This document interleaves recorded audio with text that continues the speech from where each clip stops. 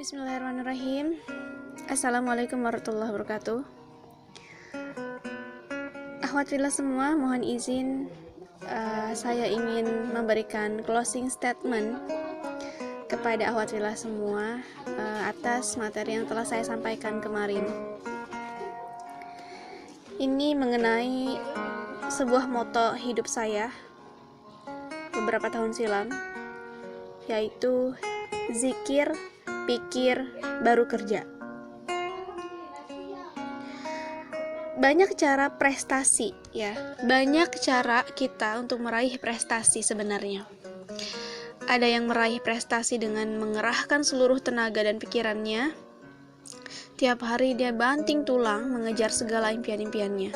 Ada juga yang berprestasi dengan santai-santai saja. Dia bekerja dengan santai dan serius. Hasilnya pun memuaskan gitu loh.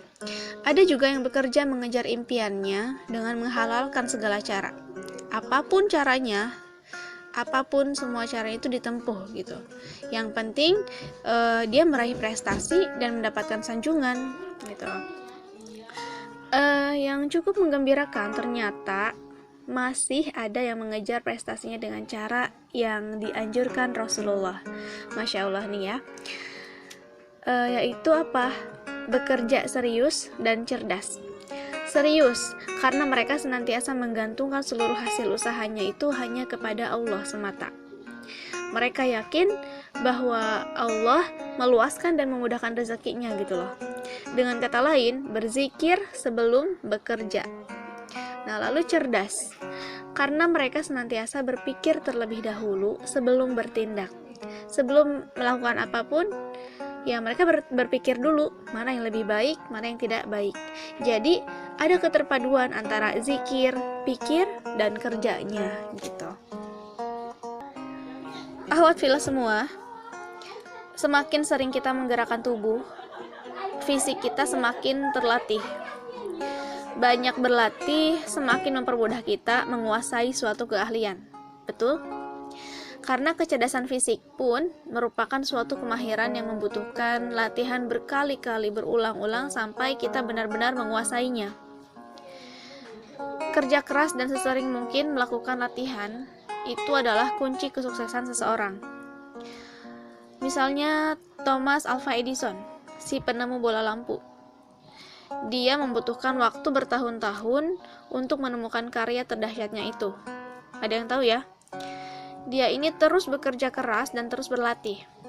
Dia mencoba dan terus mencoba. Beratus-ratus kali dia melakukan percobaan tanpa kunjung berhasil. Gitu ya. Tapi dia terus mencoba nih, gitu. Alhasil saat ini kita bisa menikmati nyala lampu di rumah. Benar gak sih? Ya. Nah, ini lampu yang sekarang sedang menerangi rumah-rumah kita, yaitu karena proses yang sangat luar biasanya yang dilakukan oleh Thomas Alva Edison. Masya Allah ya, gitu. Nah, ini tidak jauh berbeda dengan sholat gitu loh. Untuk meningkatkan kecerdasan fisik, kecerdasan linguistik dan lain-lain, itu kita perlu sesering mungkin mendirikan sholat. Tentu sesuai dengan anjuran Rasulullah ya. Kita bisa memperbanyak melakukan sholat sunnah gitu loh ya. Jadi ketika ada yang tanya memperbanyak sholat gimana, toh sholat ya standarnya 5 waktu aja gitu kan. Nah, tapi untuk mereka yang tidak tahu sholat itu ada sunnah-sunnahnya, ada sholat sunnah maksudnya. Misalnya rawatib gitu kan, itu sebelum sholat wajib kan selalu ada sholat rawatib kan. Ada qobliyah, ada ba'diyah gitu loh. Nah, sebenarnya kita bisa memanfaatkan sholat-sholat rawatib ini gitu loh. Sholat sunnah, apalagi sholat taubat, sholat hajat, itu bisa kita lakukan gitu loh setiap saat. Dulu waktu masih kuliah, saya benar-benar merasa menjadi orang yang tak ada beban gitu loh. Ya, jadi gini, ternyata saya itu waktu itu selalu melakukan sholat taubat pada malam hari, itu nggak pernah ketinggalan. Jadi setiap hari ya, rutin setiap hari itu benar-benar setiap mau tidur itu saya sholat taubat dulu, sholat taubat, selalu sholat taubat gitu. Apa yang saya perbuat pada hari itu, apa yang saya lalui hari itu, apakah ada yang membuat apa ya, dengki kepada orang-orang gitu, ada yang membuat hati manusia yang saya temui terluka kayak gitu-gitu, itu saya benar-benar sholat taubat untuk meminta maaf, minta ampunan kepada Allah kayak gitu.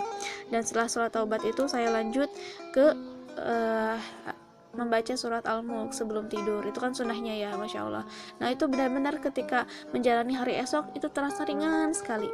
Dan melakukan sholatnya itu ya sesuai ilmu yang sebelumnya sudah saya kasih di materi ya, itu saya amalkan, dan itu benar-benar menjadi tolak ukur dan apa ya, sebuah kebiasaan dan kekuatan untuk saya gitu loh, untuk menjalani hari-hari pembelajaran saya, menuntut ilmu saya. Itu Masya Allah sangat berefek sekali. Teman-teman pokoknya bisa coba, harus coba dan praktek gitu, karena tanpa praktek teman-teman ya nggak akan ada hasilnya gitu loh. Cuma tahu teori tapi nggak praktek-praktek ya gimana gitu kan, gitu. Jadi semakin sering mendirikan sholat, semakin kuat tubuh kita tidak gampang sakit-sakitan gitu ya. Jadi mungkin itulah gitu salah satu penyebab para sahabat Rasul selalu melakukan sholat sunnah ya, meskipun dalam keadaan sakit gitu. Justru dari sholat mereka yang lakukan ini gitu, mereka merasa mendapatkan obat untuk rasa sakit mereka gitu. Kalau kita lagi sakit, sholatnya nanti aja lah gitu kan, nunggu nggak puyengnya hilang atau apa gitu. Tapi sahabat-sahabat Rasul itu ketika sakit, Masya Allah, mereka malah berburu untuk melakukan sholat, cepat-cepat untuk melakukan sholat, karena mereka yakin dalam sholat yang mereka lakukan itu adalah ada obatnya gitu.